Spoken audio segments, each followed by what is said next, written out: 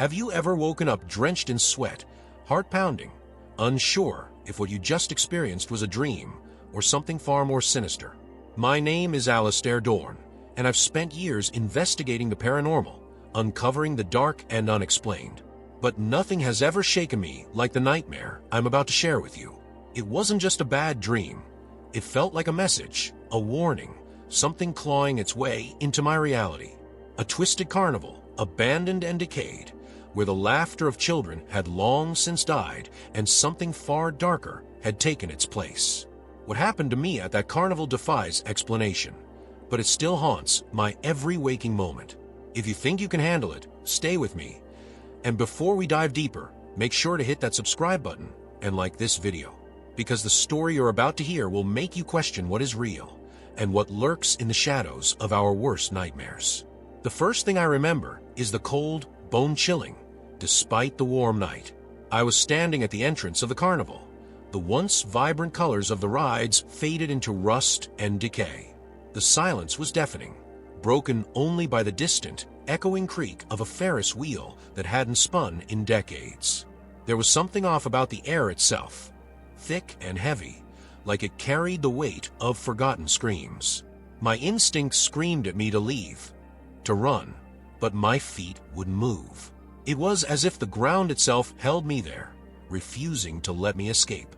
I felt an unseen force pressing down on me, like a pair of eyes watching from the shadows, hungry and malevolent. The entrance gate creaked open slowly, beckoning me to step inside. And against every ounce of survival instinct I had, I obeyed. What I didn't know then, as I crossed the threshold into that forsaken carnival, was that this wasn't just a nightmare. It was a doorway, and once I stepped through, there would be no turning back. It all began on a night like any other. I lay in bed, drifting into sleep, unaware that my mind was about to be dragged into something far darker than a typical dream. In this dream, I found myself standing in front of an old, abandoned carnival. The air was thick with a smell I couldn't quite place, like burning rubber mixed with the staleness of old wood, left to rot under the elements for far too long. It was suffocating, the kind of smell that clings to your skin and makes you feel like it's sinking deep into your lungs. A faint sound echoed in the distance, a repetitive, eerie melody. It was the slow, haunting chime of a calliope, but distorted, as if played on a broken music box. It sent shivers down my spine. As I walked further into the carnival grounds, I noticed the world around me seemed to shift in subtle, unnerving ways. The ground beneath me felt unstable, as though the earth was moving ever so slightly under my feet. I looked down and saw something unsettling. The soil wasn't just dirt. It had the texture of old, cracked leather. Every step I took made a sickening crunch, as if I was stepping on the brittle remains of something long dead. The sky above was void of stars, and the moon was hidden behind thick, unmoving clouds. The air was so still, yet somehow felt alive with the faintest whisper of movement, like invisible hands brushing past my skin. Ahead of me stood a carousel, its once bright lights now flickering sporadically, casting long, distorted shadows across the cracked pavement. The horses, once majestic and full of joy, were now twisted into grotesque shapes, their faces frozen in expressions of agony. Their painted eyes seemed to follow me, hollow and accusing, as if they were trapped in their own personal hell. I wanted to turn back, to run, but the more I thought about it, the harder it became to move. My legs felt leaden, my body heavy. It was as though the carnival itself was drawing me in, pulling me deeper into its twisted heart. I was trapped in a place that felt like it had been forgotten by time, but was still very much alive in the shadows. And then, there it was, a sound that made my blood run cold. Laughter, childlike and innocent, but somehow wrong. It echoed from every direction, bouncing off the rusting rides and empty stalls, as if it were coming from the very walls of the carnival itself. There was no one in sight, yet the laughter persisted, growing louder, more maniacal. It was as if the place was mocking me, reveling in my fear. My skin prickled with a deep sense of unease, and I couldn't shake the feeling that I wasn't alone. The carnival was watching me, waiting for something. But what? I pressed on, against my better judgment, drawn to a large tent in the distance. The entrance flaps moved as if stirred by an unseen hand, inviting me in. A wave of nausea hit me as I neared, the smell intensifying, now sharper, more distinct, like decay and blood mingling in the thick air. As I hesitated at the entrance, I heard it again, that same distorted melody from the calliope, only now it was closer, louder. The eerie music seemed to seep into my bones, pulling me forward. It was then that I realized this wasn't just a dream. It felt too real, too vivid. Every sense was heightened, every emotion amplified. Something was terribly wrong. As I ventured deeper into the heart of the carnival, things began to twist in ways that defied logic. The once still air now hummed with a faint vibration, as if the entire place was alive, breathing in sync with my every step. The shadows danced unnaturally, stretching and recoiling like living creatures, flickering in and out of existence as the dim lights above sputtered weakly. I couldn't shake the feeling of being watched, though there was no one around, at least no one I could see. Every instinct in my body screamed to leave, to run, but it was like my feet were tethered to the ground, each step pulling me further into the carnival's suffocating grasp. The unsettling laughter continued to echo, sometimes distant, sometimes as if it were right behind me. I spun around more than once, convinced I'd see something, someone, but there was only the empty expanse of decaying rides and silent game stalls. Yet, the sensation of eyes tracking my every move grew stronger with each passing second. Then came the first truly impossible thing. As I passed a row of funhouse mirrors, I caught a glimpse of my reflection, or at least what I thought was my reflection. But as I walked, my mirrored self remained frozen, standing still while I moved forward. And then, slowly, it smiled. It wasn't my smile. It was wrong, stretched too wide, the eyes dark and hollow, filled with malice. Before I could react, the reflection's hand moved, pressing against the glass from the other side, as if trying to break through. I stumbled back, heart racing, my breath catching in my throat. When I looked again, the reflection was gone. The carnival was playing tricks on me, warping reality in ways I couldn't explain. I knew I had to leave, but as I turned to retrace my steps, the path behind me had changed. The booths, the rides, the landmarks, they were all different, rearranged in a way that made no sense. It was as if the carnival was shifting around me, closing in, trapping me within its maze of terror. Desperation clawed at my chest as I began to jog, then run, searching for any way out. But the more I moved, the more disoriented I became. I could feel the weight of the place pressing down on me, a living, breathing entity that wanted to keep me here, forever. And then I saw it. A door. It was small and unassuming, tucked away between two crumbling food stands, barely noticeable unless you were looking directly at it. A faint light leaked out from the crack beneath the door, flickering like a dying flame. My legs moved before my mind could stop them, pushing me toward it. Something about the door felt important, like it held the answer to all the twisted horrors unfolding around me. But as I reached for the handle, a low, guttural whisper slid into my ears. It didn't come from behind me or in front of me. It came from everywhere and nowhere all at once. "Come inside," it beckoned, the voice distorted and inhuman, dripping with malice. I hesitated, every fiber of my being screaming that this was a trap. But my hand had already gripped the cold, rusted doorknob. With a slow, deliberate motion, I pushed the door open. What I saw inside was something out of my darkest nightmares. The room beyond was dimly lit by a single, swaying bulb, casting long, grotesque shadows. In the center of the room stood an old carousel, the horses twisted and deformed, their mouths open in silent screams. But what truly sent a wave of terror through me was the figure standing beside it, a clown, its face pale and cracked, with dark, soulless eyes that bore into mine. The clown didn't move, didn't speak, but its presence was enough to freeze the blood in my veins. I wanted to run, to scream, but I couldn't move.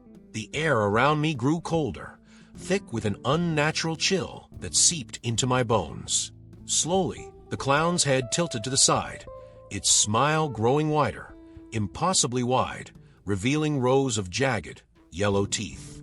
The shadows around it seemed to pulse, growing darker and more solid, like something was emerging from within them. I took a step back, my heart pounding in my ears. But before I could turn to flee, the carousel began to spin on its own. The horses, those nightmarish creatures, moved in slow, jerky motions, their lifeless eyes now locked onto me. The lights above flickered violently, and in the chaos, I heard it again, the laughter. But this time, it wasn't distant. It was coming from the carousel itself, from the mouths of the horses, from the spinning shadows, from the figure that watched me with those soulless eyes. I knew, without a doubt, that I had stepped into something far worse than a dream. I was in the heart of the nightmare, and there was no waking up from this. The room seemed to close in around me, the air thickening, as if it was alive, pulsating with a malevolent energy that threatened to suffocate me. The carousel continued to spin, its slow creaking turning into a deafening grind, like metal scraping against bone. Each rotation felt like it was pulling me deeper into the darkness, tethering my mind to the nightmare. I tried to move, but my legs refused to obey. It was as if the ground itself had turned to quicksand, sucking me into the very fabric of this twisted reality. My breath came in short, panic gasps, the only sound I could make as the world around me twisted and distorted. Then, from the shadows, a figure emerged. At first, it was nothing more than a silhouette, a formless, dark mass that seemed to ripple like liquid in the dim light. But as it stepped closer, the shape solidified, revealing the same pale clown I had seen before. Its skin looked like cracked porcelain, with dark, hollow pits where its eyes should have been. But those pits weren't empty.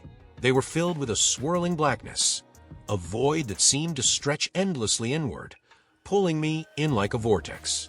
The smile on its face stretched unnaturally wide, the corners of its mouth curling up into something far too grotesque to be human. I tried to scream, but no sound escaped my throat. My entire body was paralyzed, gripped by a terror so deep it felt like my mind was splintering under the weight of it. The clown raised one long, bony finger, beckoning me forward. I felt an invisible force tug at me, dragging me closer to the carousel, closer to the thing that was waiting for me in the center of the room. As I was pulled nearer, I saw it, a mirror, standing tall in the middle of the spinning ride. But this was no ordinary mirror. Its surface was rippling, like water disturbed by a stone, and through it, I could see something moving, something on the other side, watching me. The mirror seemed to pulse with a life of its own, each ripple sending a shiver down my spine. As I stood there, frozen in place, I realized with mounting horror that the figure inside the mirror wasn't just a reflection. It was me. Or rather, it was a twisted version of me, a shadowy doppelganger that mimicked my every move, but with a sinister, mocking grin that I could never replicate.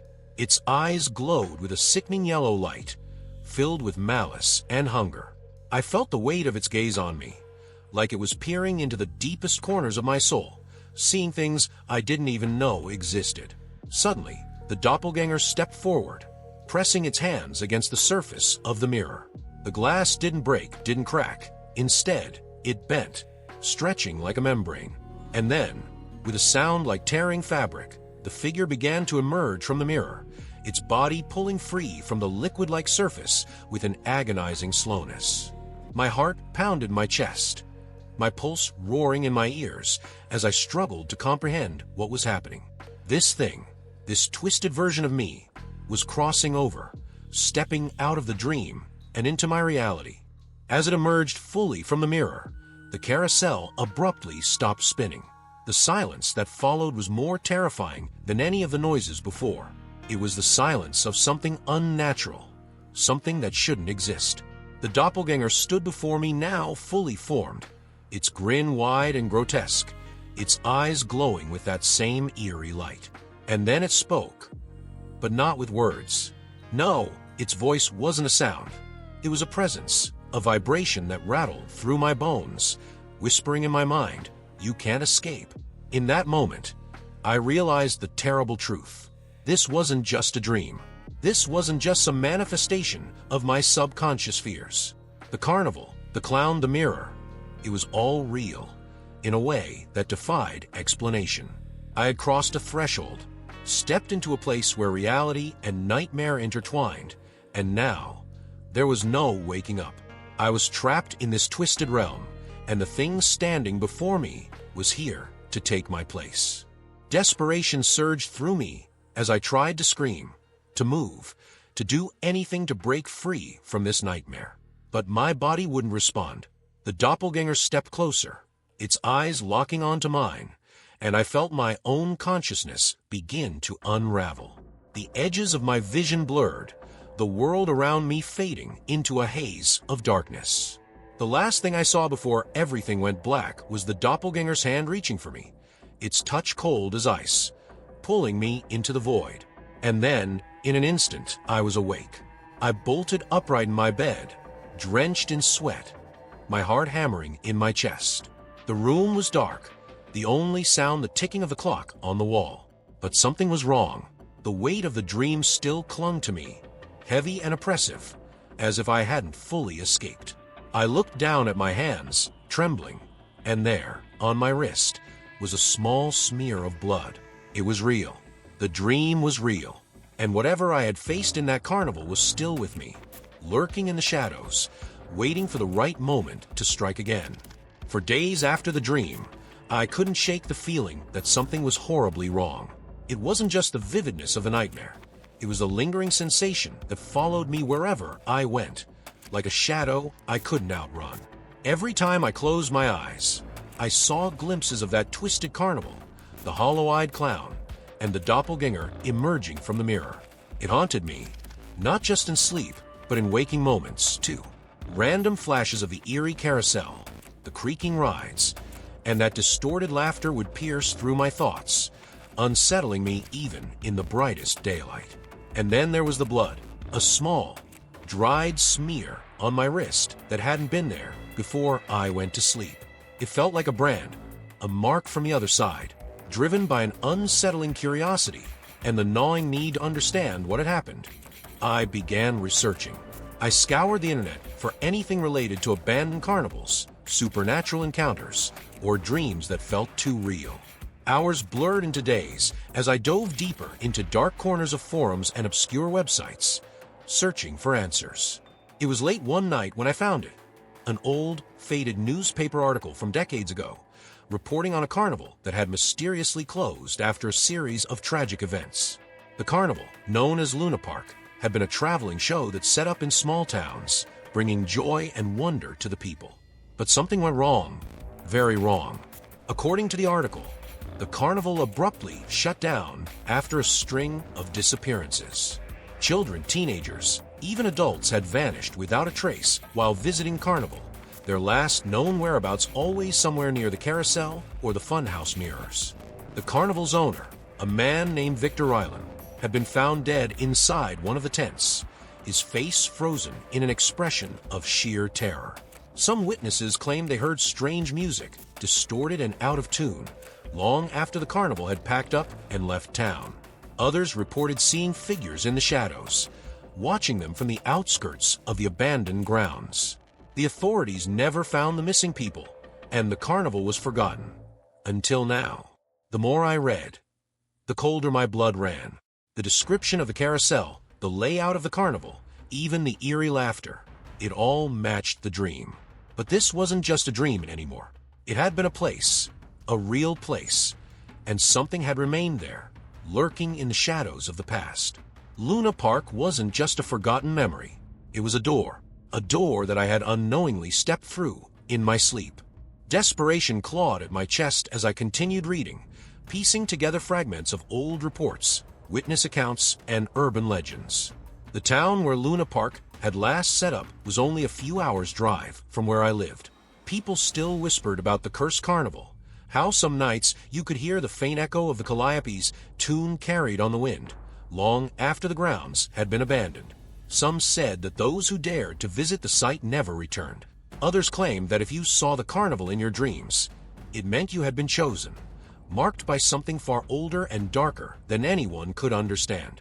I tried to dismiss it as paranoia, the product of too many sleepless nights and too much time spent on eerie stories. But there was one detail I couldn't ignore, one detail that sent a shiver down my spine. In one of the old articles, there was mention of a mirror that stood in the middle of the carnival, just like the one I had seen in my dream. It was said to show people things they weren't meant to see, glimpses of their own dark reflections, or worse, versions of themselves from another realm. The article described how those who stared too long into the mirror would sometimes see their reflection move on its own, just as I had. And those who saw their reflection step out of the mirror were never the same again. I couldn't ignore the connection. My dream had been a warning, a glimpse into something far darker than a simple nightmare.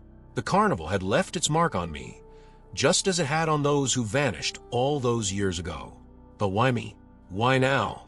The more I thought about it, the more I realized that this wasn't the first time I had seen the carnival. Flashes of memories from my childhood began to surface, memories I had long forgotten. I remember going to a carnival when I was very young, with my parents. The details were hazy, but there was something familiar about the place. The same rides, the same distorted music, the same unnatural feeling of being watched. Had I been there before? Had Luna Park somehow been part of my past? A knot of fear twisted in my stomach as I recalled a specific moment from my childhood. I had gotten lost in a funhouse, separated from my parents, wandering through a maze of mirrors. I remembered standing in front of one mirror in particular, staring at my reflection. But something was off. I couldn't remember what it was, but I knew even then, as a child, that something had stared back at me that wasn't entirely me. My parents had found me shortly after, dazed and disoriented, but I never spoke about it. I had buried the memory deep, until now. The realization hit me like a punch to the gut. The carnival had been calling me back all this time, waiting for the right moment to pull me into its twisted world. And now, it had found me again. The question that burned in my mind was this: what did it want from me? And what had I unleashed by stepping through the mirror in my dream? Whatever it was, I knew one thing for certain. This was far from over. Something dark was coming for me, and the line between my dreams and reality was beginning to blur in terrifying ways. The only way to understand what was happening to me was to go back to Luna Park, back to the source of the nightmare. But deep down, I feared that if I returned, I might never come back. The drive to the abandoned site of Luna Park felt like stepping toward my own execution. The farther I traveled, the heavier the air seemed to grow, as though the very atmosphere was conspiring against me, urging me to turn back. But I couldn't. The carnival had haunted me for days, seeping into every corner of my mind, and now, it wasn't just curiosity pulling me toward it. It was something deeper, darker. The feeling of inevitability, like I was following a path I had walked before, a path that I couldn't escape, no matter how hard I tried. The closer I got, the more I felt the creeping sensation of eyes watching from shadows. When I finally arrived at the site, it was worse than I could have imagined. The remains of the carnival sat in the distance, shrouded in an eerie mist that clung to the ground like a living thing. Time had not been kind to Luna Park. The once vibrant rides were now little more than rusted skeletons, their metal frames groaning and swaying in the wind, as though they were alive, waiting. The silence was oppressive, broken only by the occasional creak of wood or the distant rustle of leaves. Yet, beneath that silence, there was something else, a faint hum, like the sound of distant whispers, as if the very land was murmuring secrets, drawing me in. I hesitated at the entrance, my hands trembling.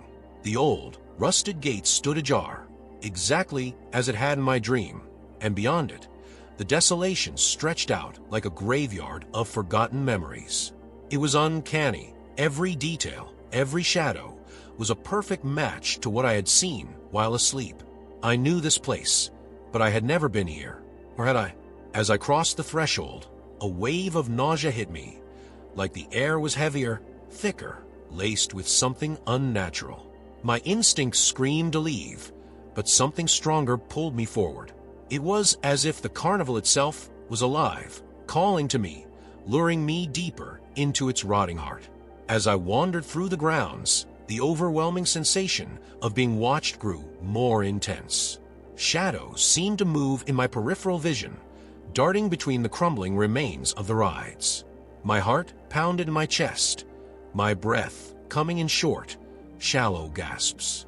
Each step I took felt like I was sinking further into a nightmare that I couldn't wake from. I passed the old Ferris wheel, its rusted metal screeching as it swayed in the wind, the same ride that had loomed over me in my dream. And there, not far from it, was the carousel. It stood just as it had in my nightmare, frozen in time, its once vibrant horses twisted into grotesque figures of decay. The air around the carousel felt different, colder, heavier, as if the very atmosphere was trying to smother me. I could hear the faintest echo of music, the same distorted melody from my dream, drifting through the air, barely audible, like it was coming from some far-off place. My skin prickled with a deep, unshakable fear. This wasn't just a place abandoned by time. It was a place abandoned by reality. I felt like I was walking through a space between worlds, where the rules of the living didn't apply. Every instinct told me to turn back, but my legs moved forward, driven by an unseen force. Something here was waiting for me, and I had to confront it. As I moved deeper into the carnival, I encountered another person, a man who appeared out of the fog, as if he had been waiting for me. His name was Elijah, a drifter who claimed he had been living near the carnival for years, watching it, studying it. His face was gaunt, his eyes hollow, as though he had seen things no human should ever witness. He spoke in a low, raspy voice, barely more than a whisper, telling me of the horrors he had witnessed here. He told me that the carnival was cursed, that it had been feeding off the fear of those who wandered too close for decades.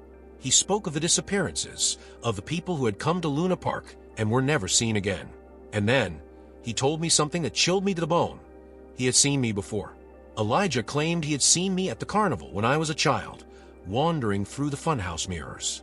He said I wasn't the first person to return. Others had come back, drawn by something they couldn't explain, just as I had been. But none of them had left.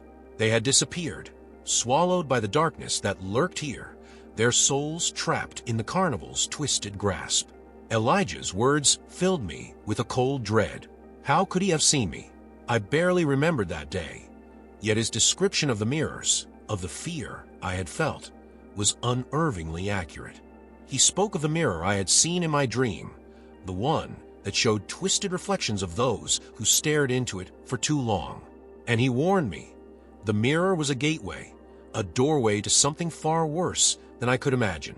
I felt my pulse quicken as I realized that I wasn't just here to confront my nightmare. I was here because the carnival had chosen me. The dream wasn't a coincidence. It was a summons. A chilling sensation crawled up my spine as I understood that something had been waiting for me all these years, lurking in the shadows of my mind, biding its time. And now, it was ready to claim me. Elijah's words echoed in my head. You're not the first. You won't be the last. But as much as fear gripped my heart, there was no turning back now. Whatever had drawn me here wasn't finished with me yet. The fog thickened as I continued to walk, and the boundaries between reality and nightmare blurred further with every step. The shadows seemed to move more deliberately now, like they were watching me, closing in. I felt the presence of something ancient, something dark, pressing down on me. My hands shook as I clutched the flashlight tighter, its dim beam barely piercing the oppressive darkness. And then, ahead of me, I saw it.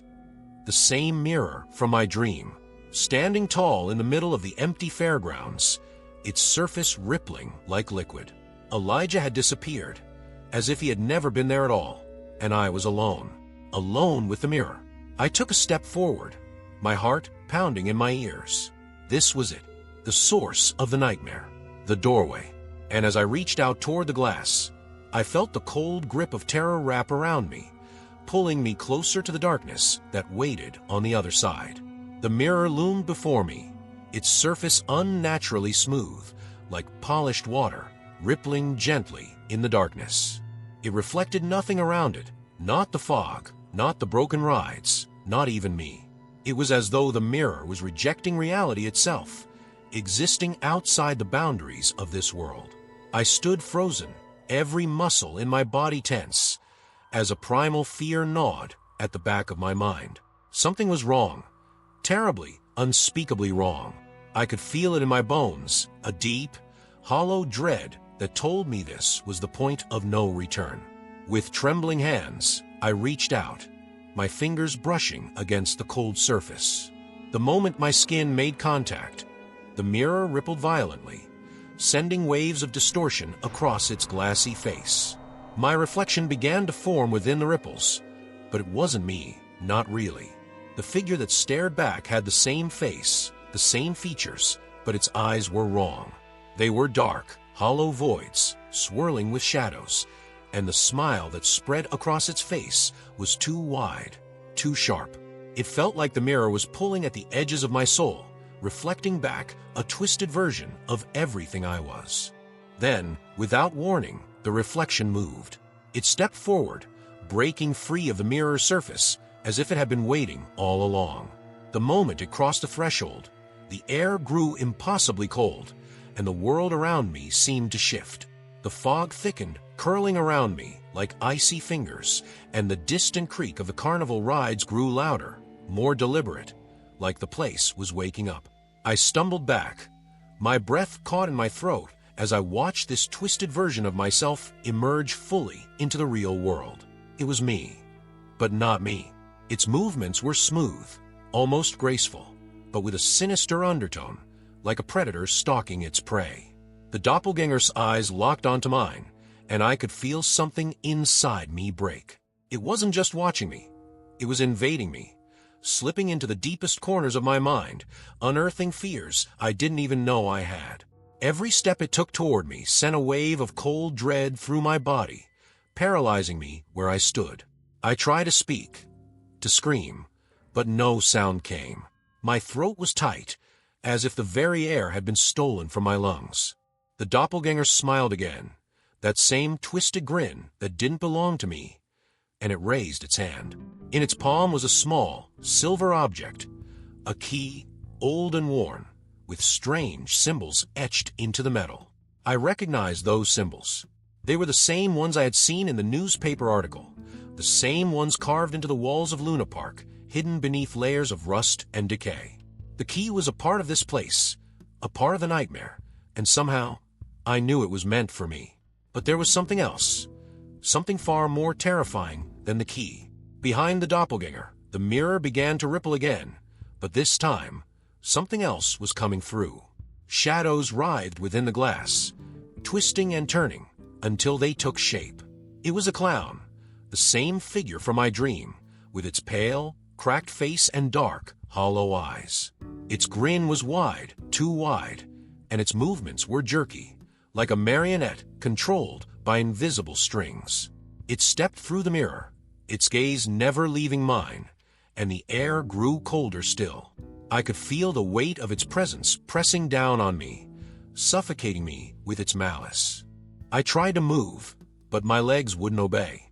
The doppelganger held out the key, its expression unreadable, and I knew in that moment that I was being given a choice. A choice I didn't understand, but one that would change everything. The clown stood silently beside my twisted reflection, its head tilting unnaturally to the side, as if waiting for me to decide. My heart pounded in my chest, my mind racing. What was the key for? What did they want from me? And more importantly, what would happen if I took it?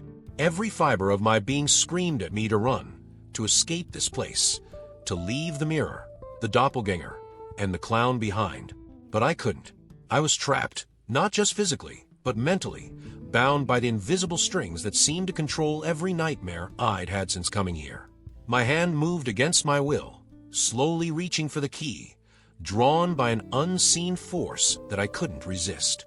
As my fingers closed around the cold metal, the world seemed to shift again. The fog parted, revealing the carnival as it once was vibrant, alive, filled with the laughter of children and the colorful lights of the rides. But the happiness was a lie. I could see it now, beneath the surface. The shadows, the twisted reflections, the lurking evil that had always been there, waiting. The carnival wasn't just a place. It was a prison, a trap designed to lure in the curious, the lost, and the vulnerable. And now, I was its next victim. The moment I took the key, the doppelganger vanished, dissolving into the air like smoke. But the clown remained. It stepped forward, its hollow eyes gleaming with a sickening light, and I knew that I had just sealed my fate. The mirror behind it shattered, the sound like a scream echoing through the carnival, and the ground beneath me began to tremble. The clown reached out with one long, bony finger, pressing it against my forehead. The cold was unbearable, like ice burning into my skin, and I felt something deep inside me shift, something break. The carnival was no longer just a nightmare. It was real, and I was trapped inside it. The world around me collapsed into darkness. The last thing I saw before the void swallowed me was the clown's wide, twisted grin, and the faint sound of the carousel's eerie music, spinning endlessly into the night. I woke up in a hospital bed, the sterile white walls, and the faint beeping of machines a harsh contrast to the nightmarish world I had just left.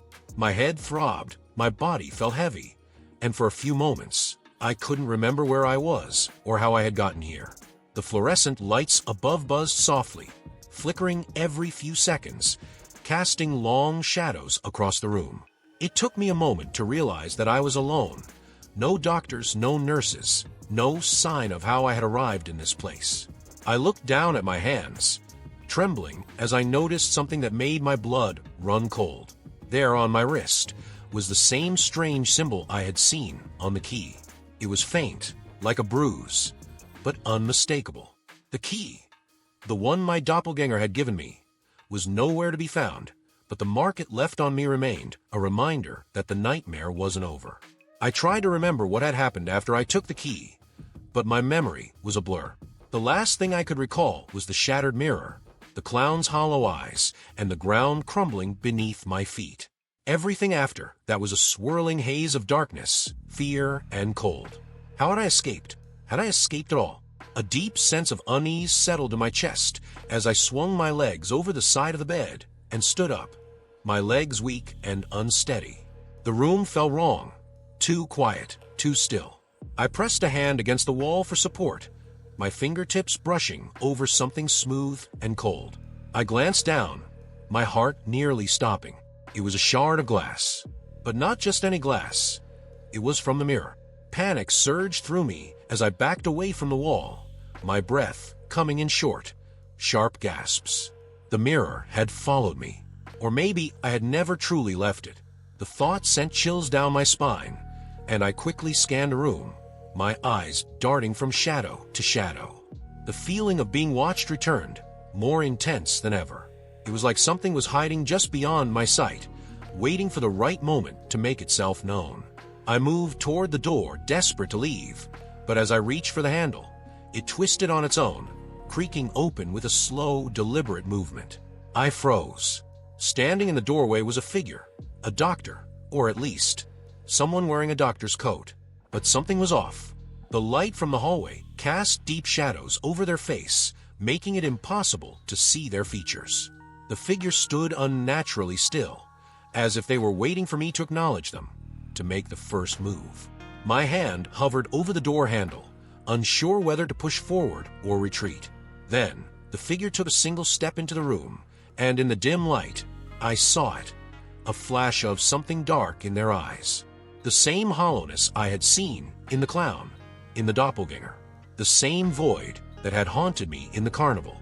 I stumbled back, my heart pounding in my chest, my mind screaming at me to run. But the figure moved closer, slow and deliberate, as if they had all the time in the world. The room grew colder, the lights flickering more violently now, casting erratic shadows across the walls. The figure raised a hand, reaching out toward me with fingers that seemed too long, too thin. I backed into the far corner of the room, my body pressed against the cold, hard wall, nowhere left to go. My breath came in ragged gasps as the figure stood over me, silent, unmoving. Then, without a word, they turned and walked out of the room, disappearing into the hallway as if they had never been there at all. The door closed behind them with a soft click, and I was left alone once more, my mind racing. What had just happened? Had it been real? Or was I still trapped in the nightmare, unable to distinguish between dream and reality? I looked down at my wrist again, at the strange mark, and I knew the answer. The carnival had marked me. Whatever force had pulled me into its twisted world wasn't finished with me yet. The next few days passed in a blur. I was discharged from the hospital with no explanation of how I had arrived there. The doctors claimed I had been found unconscious near the old carnival grounds, but they couldn't explain my injuries or the strange symbol on my wrist. I tried to go back to my normal life, but the nightmares persisted. Every time I closed my eyes, I was back in Luna Park, standing in front of the mirror, watching my reflection twist and warp into something monstrous. The carnival called to me in my sleep, and the mark on my wrist burned every time I dreamed of it. And then, sightings began. Strange things started happening around me. I would catch glimpses of shadows that didn't belong, flickers of movement just out of the corner of my eye. Objects in my home would move on their own, subtle at first. A book shifting on the table, a door creaking open in the middle of the night. But it grew worse. The laughter came back, that same eerie, childlike laughter that had haunted me in the carnival now echoed through my home at night, faint but unmistakable. I knew I wasn't alone. The nightmare had followed me back, and it was only a matter of time before it claimed me fully. Now, I'm left with a question I can't answer. Was it all just a dream? Or did I cross a boundary that I was never meant to, unleashing something far darker than I can comprehend? The mirror, the carnival, the figures, they all feel too real to be a mere figment of my imagination. And the mark on my wrist remains, a constant reminder that the nightmare isn't over. Every day, I feel the pull of Luna Park, drawing me back to where it all began. The line between dream and reality is blurring, and I'm not sure how much longer I can hold on. If you've made it this far, then you must be as intrigued by the mystery as I am. But I warn you, be careful where your curiosity leads you. The carnival has a way of finding those who seek it. If you've ever had dreams like mine, if you've ever heard that distant, distorted laughter, then perhaps the carnival is calling you too. And once you step through the mirror, there's no turning back. So, before you close this video, subscribe, leave your theories in the comments, and share this story. Because sometimes the nightmare doesn't end when you wake up. And what happened to me at Luna Park might just be the beginning.